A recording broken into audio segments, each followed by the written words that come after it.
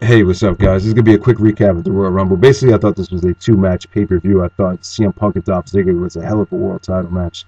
Uh, you guys know CM Punk has a lot of respect for the history of the business, and he's well aware that there has been classic world title matches at Royal Rumbles in the past. So obviously, this is one. This is what is it? Is this the first chance he was in a championship match at the Rumble? I think it was, and Dolph Ziggler. Both these guys are in amazing shape. They're just two great athletes, and they just gave us a hell of a world title match. And on top of that, you had a great ending to the Rumble with Jericho and Sheamus, who, kind of reminded me of Taker and Shawn from the Royal Rumble of 2007, where it was just back and forth. They really gave the fans their money's worth. It was pretty unpredictable. You didn't know which way it was going to go. But I'll talk more about that later. But overall, this was a mixed bag, I would say. I mean, with the Royal Rumble, sometimes you can't really expect a great show. You expect great storyline progression. The Royal Rumble match had a lot of entertainment value, as far as technical wrestling skills, as far as seeing guys come out one by one that are great wrestlers. You're really not going to see that. The Rumble was kind of lacking in star power, I thought, tonight, up until like number 25 or whatever. Just a lot of guys that really don't feel that connected with, and a lot of guys just got very, very poor reactions. But on top of that, you did have some entertaining things, particularly with Kofi Kingston pulled out one of the most memorable things. Michael Cole said the greatest thing that he's ever seen in the Royal Rumble. So, first match of the night, you had Daniel Bryan defending the World Championship against the Big Show and Mark Henry. I had no problem with this opening up the show. Obviously, it's a steel cage match. Obviously, I think you want to get out of the way first. Kind of predictable, though. I'm not a big fan. I was a big fan of the storyline. Don't get me wrong. I thought the storyline was actually very, very entertaining with Daniel Bryan doing a hell of a job on the mic.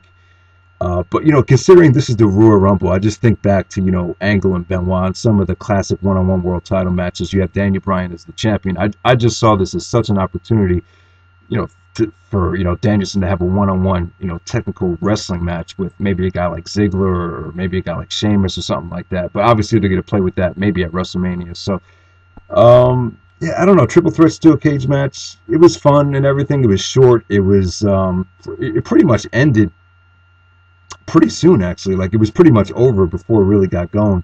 They told a pretty good story. I thought Danielson made both big men look really good. Danielson, pretty unique finish with Big Show trying to pull Danielson back in by the wrist, but Danielson slipped out of the cage, so he got his cowardly heel victory. Let me just say this about Daniel Bryan, man. He's doing a great job on the mic, playing this character.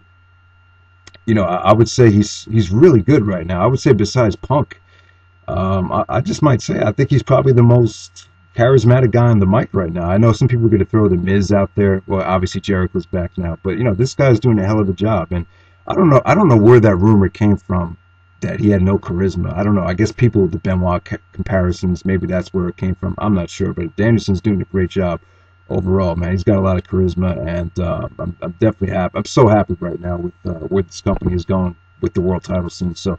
Yeah, good. I mean, it wasn't a great match. Obviously, it was probably like a 3-star match, maybe even lower because of the time. But it was fun for what it was. All right, John Cena versus Kane. Obviously, this had a lot of potential. The crowd was extremely hot for Cena. Kane's looking really good right now. He's cut a lot of great promos during this feud. I just think Kane's made the best out of the situation. Give him credit. This storyline is very whack to me. I just don't give a shit about it. I don't give a shit about Zack Ryder. I'm just not a big fan of the guy. I can see why he's over, but. And the diva, what's her name? God, I don't even know. Eve Torres. You could see, the thing that kind of turns me off about her is like it's kind of written all over her face that she's just trying to use the WWE as a way to get into, acting or movies. It just seems like that's how it comes off. I could be wrong, but she's a hell of an actress. I think she's doing a good job with the storyline, and I think it kind of hit me like.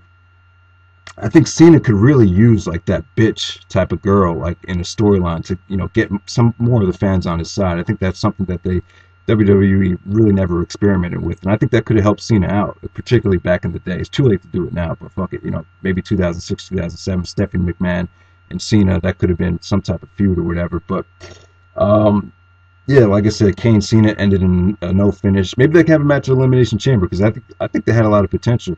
Like I said, the crowd was hot throughout the whole match. They were really into Kane. So Kane didn't get any heat last night, even though he's a heel. He was treated like a babyface. CM Punk versus Dolph Ziggler. This was excellent. Obviously, the Laurinaitis stuff provided a lot of drama. You got a lot of great near falls in this match. The crowd was totally into CM Punk. And, say what you want about WWE dropping the ball in the CM Punk storyline, but they accomplished getting Punk to where he is right now. He's the most over guy in the company by far.